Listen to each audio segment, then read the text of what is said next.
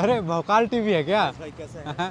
सब बढ़िया। हजारीबाग ना। अरे आप हजारीबाग में क्यों आए हैं? अरे फैज़ भाई सबसे पहले तो आप ही से मिलने आए हैं क्योंकि बहुत दिनों बाद आपसे मेरी मुलाकात हो रही है।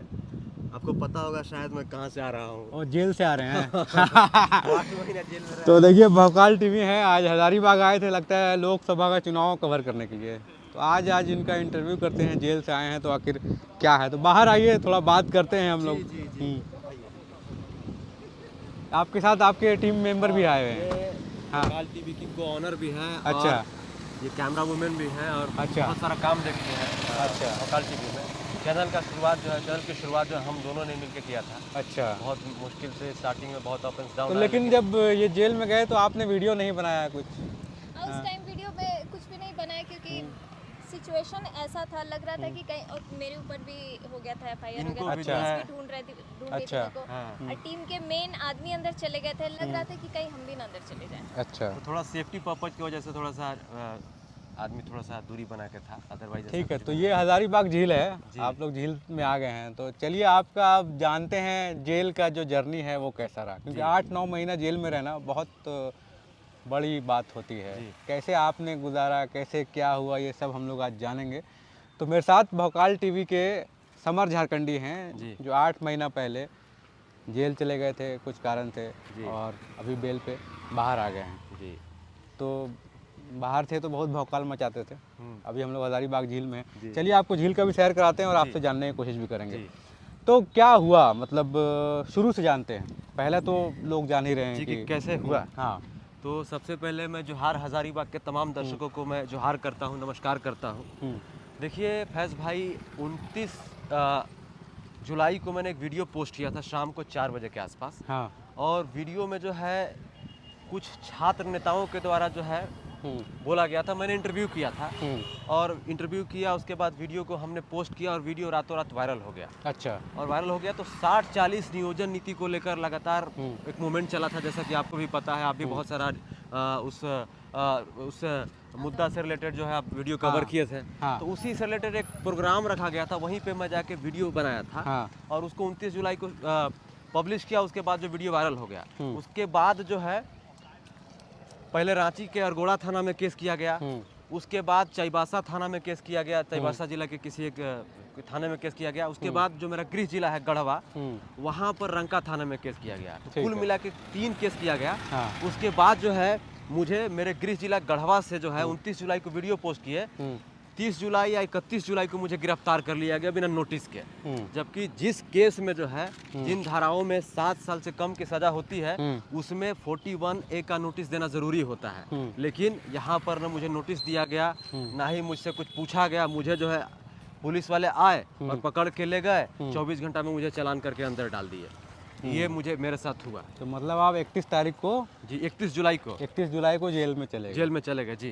तो चलिए बात करते हैं जेल का पहला दिन कैसा रहा। आम जिंदगी में जब आप रिपोर्टिंग करते हैं, बाहर जाते हैं, काफ़ी लोगों से मिलते हैं, काफ़ी लोगों से बात करते हैं, लेकिन जेल का पहला दिन क्या था, वो कैसा गुजरा? जेल का पहला दिन जानने से पहले आपको पुलिस रिमांड, पुलिस कैसे पूछताछ करती है। हाँ, हम लोग, ये झील का बहुत इंपॉर्टेंट जगह है, यहाँ हम लोग बैठते हैं, यहाँ पे बैठते हैं हम लोग। तो हाँ, तो क्या पहला दिन से पहले आप बता रहे हैं कि पुलिस रिमांड के बारे में जानना जरूरी है? देखिए, जेल का पहला दिन जानने से पहले आपको जो पुलिस रिमांड होता है, पुलिस जब पकड़ के लेके जाती है तो कैसे पूछताछ करती है, वो अगर आप जानेंगे तो थोड़ा सा लगेगा कि हाँ ये जानना जरूरी है। अच्छा। सभी पत्रकार को भी और जितने भी जो इनोसेंट लोग हैं, जो जिनका कोई पुलिस से कोई वास्ता नहीं होता है, कोई पुलिस से कोई सरोकार नहीं होता, उनको जानना जरूरी है। देखिए 31 जुलाई को शाम को 7:30 बजे मुझे पुलिस गिरफ्तार की, मेरे को गढ़वा थाना में ले जाया गया। उसके बाद तो क्या होता है फैज़ भाई कि सबसे पहले आपका फ़ोन और जो आपके पास इक्विपमेंट्स होते हैं वो ले लिया जाता है, उसको लेकर रख लेते हैं। उसके बाद जो है आपसे पूछताछ करती है कि वीडियो आप क्यों डाले हैं, किसके कहने पे डाले हैं। तमाम तरह के आपको इंट्रोगेशन करेंगे, पूछताछ करेंगे। आप पुलिस जोर ज़बरदस्ती भी करती है। आपका फ़ोन चेक किया जाएगा, जिससे आप बात किए होंगे उसके बारे में पुलिस पूछती है कि इससे क्यों बात की, इससे क्यों बात की, उससे कल क्या बात की, उससे परसों क्या बात किए। आम जिंदगी में भी अगर आप कल किससे आप बात किए हो, अगर एक नंबर निकाल के हम पूछ ले कि फैज़ भाई से क्या बात की है कल, 10 मिनट तो क्या आप बता सकते हैं? नहीं, बहुत मुश्किल है, बहुत सारे फ़ोन आते हैं। बहुत सारे फ़ोन आते होंगे। तो मैं जर्नलिस्ट हूँ, स्वतंत्र पत्रकारिता करता हूँ, तो मेरे पास हज़ारों फ़ोन आते हैं, रोज़ 50-100 फ़ोन मैं अटेंड करता हूँ। तो उसमें से कोई पूछेगा कि इससे क्या बात की तो मैं बता पाऊँगा, सवाल ही नहीं है। वहाँ पर पूछताछ हुआ, पूछताछ के दौरान मुझे जो है 24 घंटा बाद मेरा मेडिकल हुआ।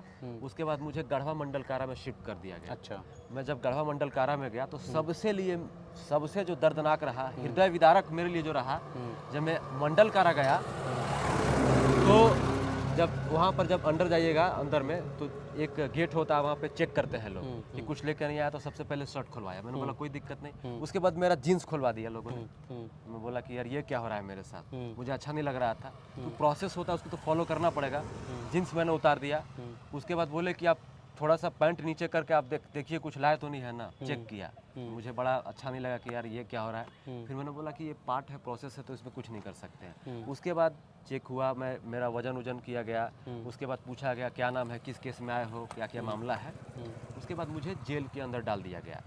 जैसे ही मैं जेल के अंदर गया तो सबसे पहले मैं देख रहा हूँ, शाम को 7:30 बजे मैं जेल के अंदर गया। मैं देख रहा हूँ कि कोई भी नहीं है। देख रहा हूँ कि एक छोटा सा, एक बड़ा सा, एक बैठने वाला बॉक्स टाइप का बना हुआ है। वहाँ पे 4-5 सिपाही लोग बैठे हुए हैं। हम लोग 7-8 लोग थे और भी अलग अलग मामले में जो जा रहे थे, तो सबको साथ ही में ले जाया गया। तो जब अंदर गए तो पूछा कि तुम किस चीज़ में आया है रे, तुम कौन चीज़ में आया है रे। बात करने का यही लहजा होता है। गए, बताया कि सर इस मामले में आया है। उसके बाद एक छोटा सा सेल था, सेल में ले जाके डाल दिया गया। देखे कि उसमें उस सेल में ऑलरेडी 10-12 लोग थे और हमको भी डाल दिया गया। रात को 9 बज गए थे। अब मुझे नींद नहीं आ रही थी। मैं परेशान हो गया कि आखिर मेरे साथ हो क्या रहा है। टुकटुकी लगाया, बस दीवारों को देख रहा हूँ, इधर उधर देख रहा हूँ। नींद नहीं आई। सुबह हो गए। सुबह हो गया। फिर सुबह में मुलाकाती के लिए सप्ताह में एक दिन आपके घर परिवार के लोग जो है आपसे मिलने आ सकते हैं जेल के गेट पे। मतलब एक खिड़की बना होता है, वहाँ पे जाली लगा होता है, फिल्मों में देखते होंगे, वहाँ से आप मिल सकते हैं। 8 बजे के बाद मुलाकाती आया। लोग बोले कि बस 10 दिन में काम हो जाएगा। 10 दिन में कैसे करके बर्दाश्त करके रुक गया।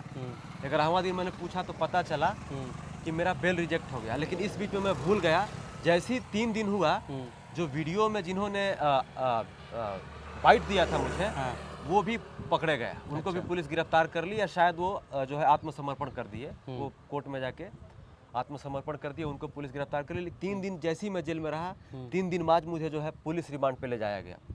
जेल से निकाल के पुलिस रिमांड पे। पुलिस रिमांड पे गया जब मैं, तो पुलिस रिमांड पे 3 दिन मुझे रखा गया। 24-24 घंटा कर के रोज़ मेडिकल कराया जा रहा था। वहाँ पे मुझसे पूछा जा रहा था कि बताओ क्या है, किस व्यक्ति से, किस नेता से तुम्हारा क्या सरोकार है। मेरा जवाब यही था कि सर मेरा फ़ोन आप लोगों के पास है, मेरा सब कुछ आपके पास है, आप लोग चेक कर सकते हैं और देख सकते हैं कि मैंने किससे बात किया है और मेरा किससे सरोकार है।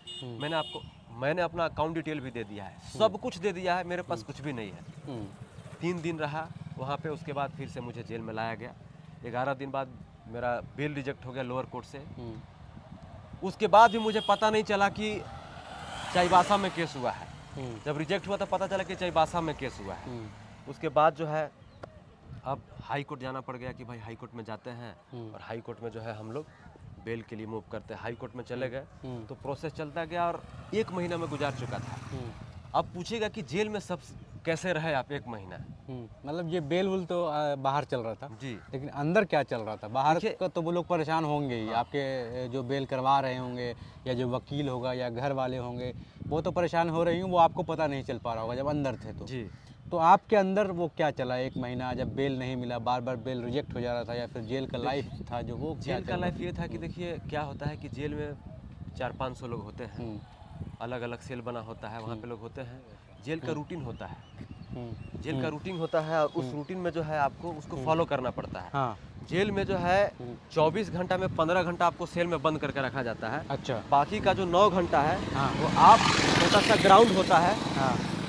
वहाँ पे आप घूम सकते हैं, लोगों से बातचीत कर सकते हैं, न्यूज़पेपर आता है वो न्यूज़पेपर पढ़ सकते हैं, टीवी लगा होता है सेल में, आप समाचार वगैरह भी देख सकते हैं। लेकिन सुबह शाम को 6 बजे से लेके सुबह 6 बजे तक आपको सेल में रखा जाता है। जैसी सुबह होता है एक सिपाही आते हैं, गिनती करते हैं, गिनती करने के बाद चले जाते हैं। उसके बाद शौच करने के लोग ऐसे दौड़ते हैं जैसे समझ लीजिए कि फ्री में करोड़ों रुपया मिल रहा है। अच्छा। अब सोच लीजिए कि 500 लोग हैं, हाँ। और 20, 25 या 30 जो है शौचालय बना हुआ है। हाँ। अब कितनी ज़्यादा लाइन लगती होगी शौच के लिए, आप इसी से अंदाज़ा लगा सकते हैं। तो सबसे ज़्यादा तो कष्ट यही होता है जेल में कि आपको जब फ्रेश होना होता है, मतलब समझ सकते हैं कि क्या स्थिति होगी आपको।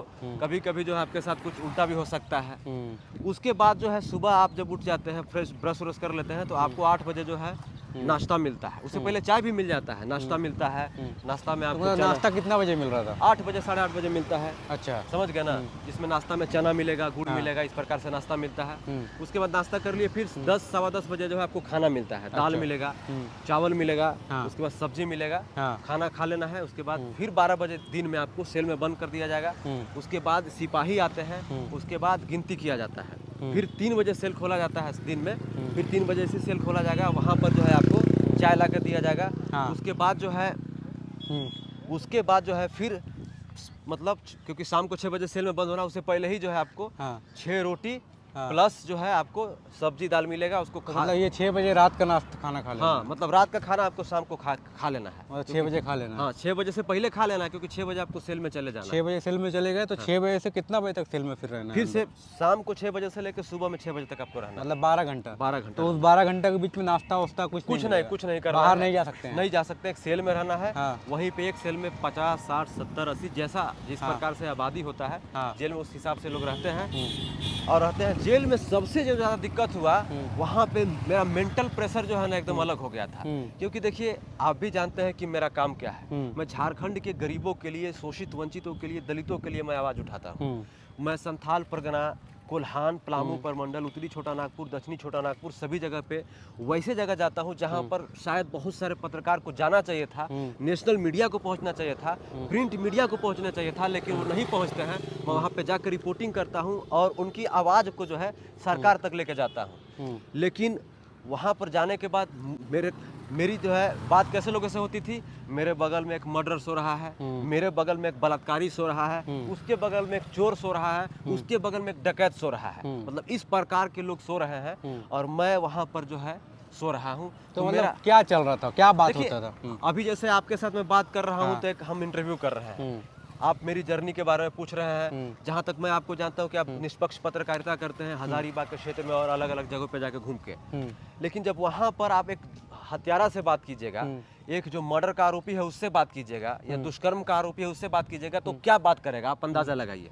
कुछ हालचाल कुछ नहीं पूछना, नहीं पूछेगा कि क्या चीज में आया है, लेकिन आप पूछेगा कि क्या में आया है, तो वो यही कहेगा कि अरे हम तो ओकरा चाकू मार दिए थे, ऐसे कर दिए थे, वैसे कर दिए थे, ये तो वो तो बात वही करेगा ना।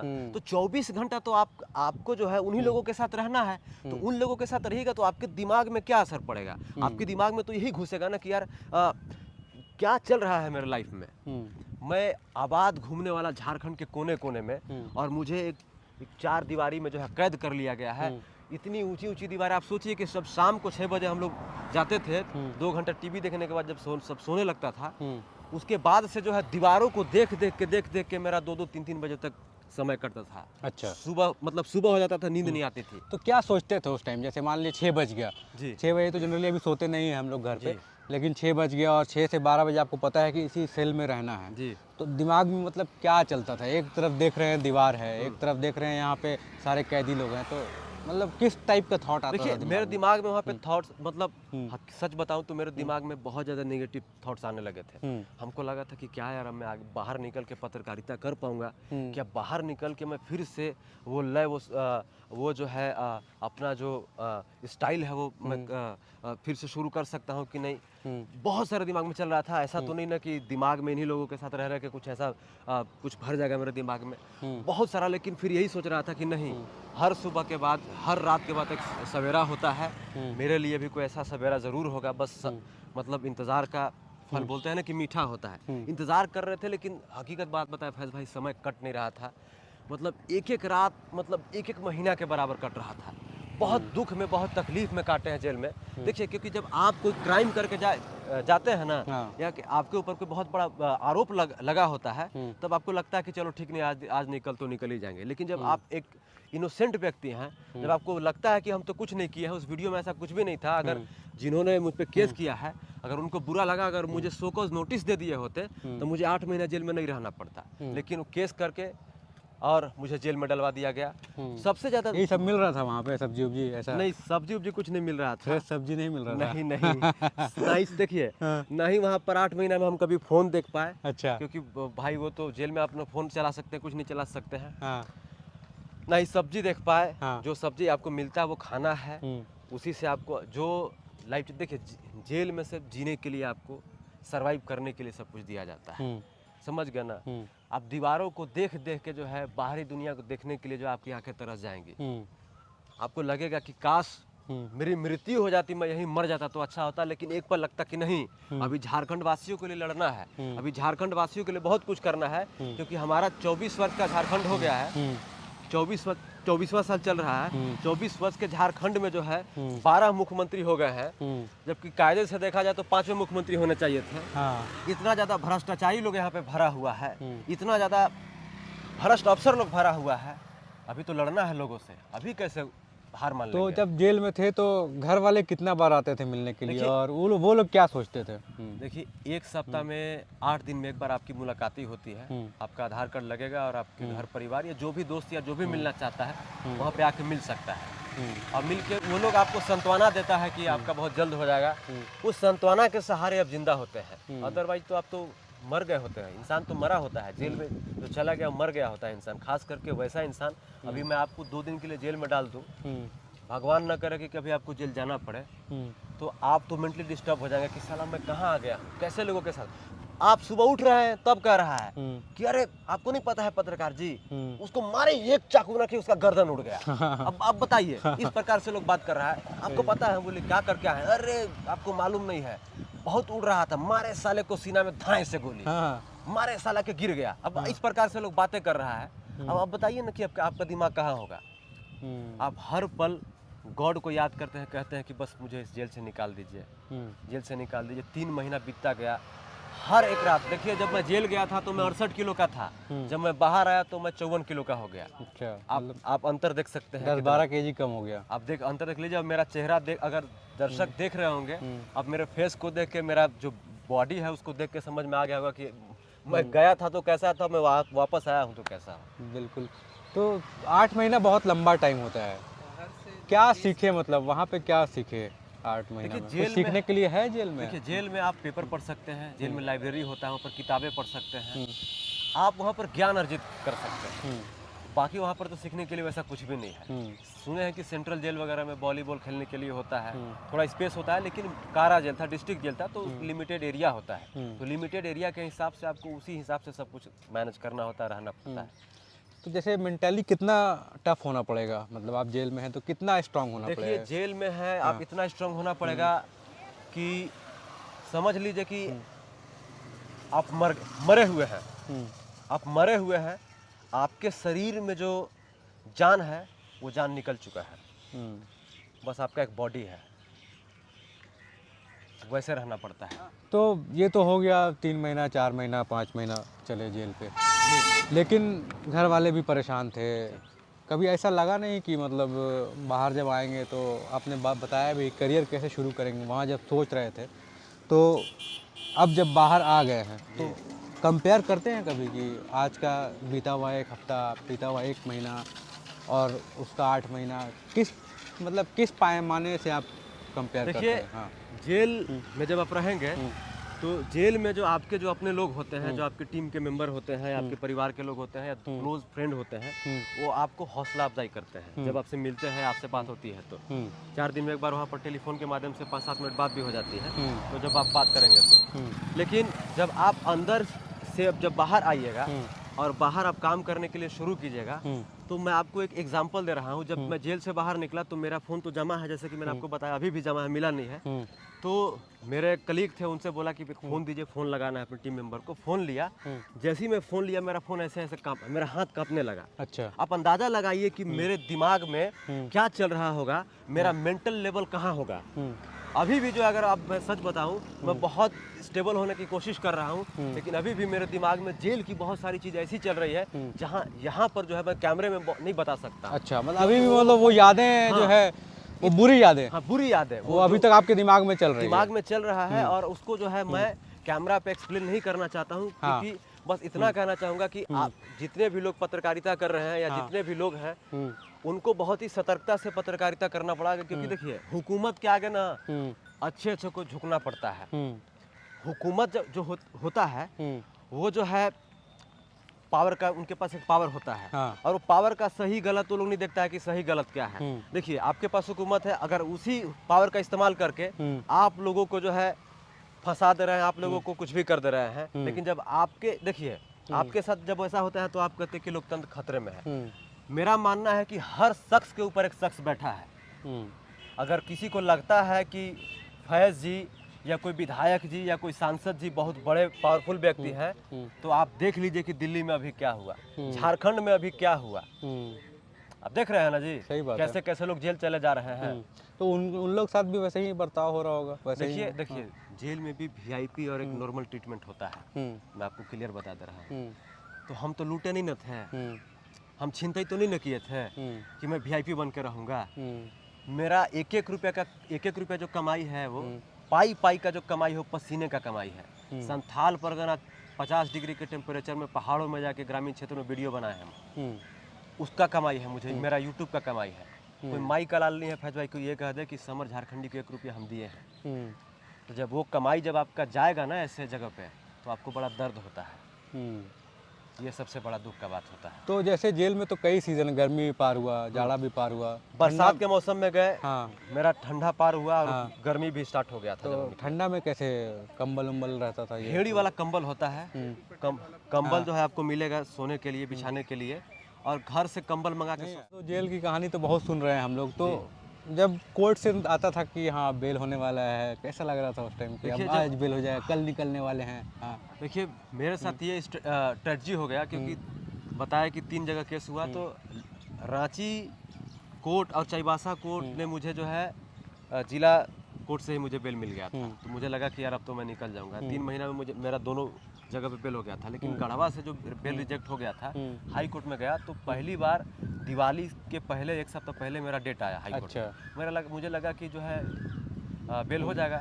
डेट आया तो जब पता चला कि जज साहब फाइलें नहीं देखे, अच्छा, मतलब ज़्यादा फाइल हो गया होगा इस वजह से नहीं देखे। ऐसे कर कर के चलता गया, क्योंकि SC/ST का केस था, सप्ताह में सिर्फ 1 दिन देखा जाता था, शुक्रवार को। 15-16 डेट के बाद तब मेरा जो है डेट आया सुनवाई का। आप अंदाज़ा लगाइए कि जो फिल्म में सुनते हैं ना सनी देओल का डायलॉग है, तारीख पे तारीख, तारीख पे तारीख, वही मेरे दिमाग में जहन में चल रहा था। अच्छा, कि क्या मैं तारीख पे तारीख सुन सुन के जेल में मर तो नहीं जाऊंगा? अच्छा, क्या इसी जेल में मैं दफन तो नहीं हो जाऊंगा? मेरे दिमाग में यही चल रहा मतलब ऐसा लग नहीं रहा था कि आपको कभी बेल मिलेगा। क्योंकि देखिए एक बहुत छोटा सा मैटर है, ये कोई बहुत बड़ा मैटर ही नहीं था, ये कोई मामला ही नहीं था। मर्डर करके जो मर्डर का आरोपी था उसको देख रहे हैं कि 4 महीना में बेल लेके चला जा रहा है। दुष्कर्म का आरोपी जो है 4 महीना में बेल लेके चला जा रहा है। रॉबरी का आरोपी जो है 4 महीना में बेल लेके चला जा रहा है। 20-25 करोड़ स्कैम करके आया, वो जो है 5-4 महीना में बेल लेके चला जा रहा है। लेकिन एक पत्रकार सिर्फ वीडियो चलाया है, उसको बेल लेने में 8 महीना लग गया। तो आप अंदाजा लगाइए ना जी कि कहाँ पर क्या क्या कमियां हैं। सही बात तो इंसान वहां पर डिमोटिवेट नहीं होगा, इंसान सोचेगा ना कि यार मेरे साथ ऐसा क्या हो रहा है, मैंने ऐसा क्या कर दिया है कि फिर भी मेरा काम नहीं हो रहा है। तो आपको जो है नहीं चाहते हुए भी आप निगेटिव हो जाते हैं और आपका दिमाग काम करना बंद कर देता है। बस आपके दिमाग में बस आप रोते हैं, अपने आप से पूछते हैं कि मैंने ऐसा क्या कर दिया है। दीवारों को देखते हैं, लोगों को देखते हैं और बस कहते हैं कि बस यहाँ से निकल जाते तो बस दूसरा जीवन शुरू करते हैं। तो मतलब अब निकल के फिर वही लड़ने वाला जज्बा। जज्बा तो मेरा कम नहीं हुआ है। देखिए हर इंसान के लाइफ में ना अप एंड डाउन आते हैं। हमारा लाइफ जो है ना एक कर्व की तरह होता है, हमेशा सेम नहीं चलता है, जैसा कि आप भी जानते हैं। कभी फ्लैट तो कभी बहुत हाई लेवल पे तो कभी लो लेवल पे जाता है।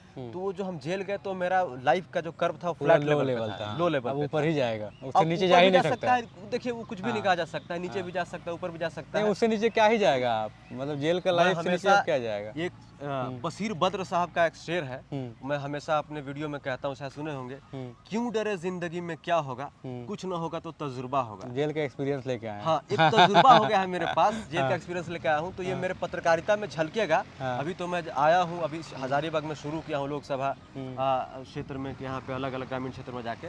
तो ये मेरे पत्रकारिता में झलकेगा, लोगों को लगेगा कि कुछ बदलाव है, और बदलाव पॉजिटिव बदलाव। ऐसा नहीं कि मैं वहाँ से आया हूँ तो मैं डर गया, मैं छोड़ छाड़ दूंगा या पत्रकारिता, ऐसा बिल्कुल भी नहीं है। उससे अच्छा रिजल्ट मैं लोगों को दूंगा और उससे अच्छी तरह से मैं आवाज़ उठा के सरकार तक पहुँचाऊंगा उनकी आवाज़। बिल्कुल। तो देखिए यही हजारीबाग आए थे लोकसभा का चुनाव का कवर करने के लिए और मिल गए भोकाल टीवी के समर झारखंडी।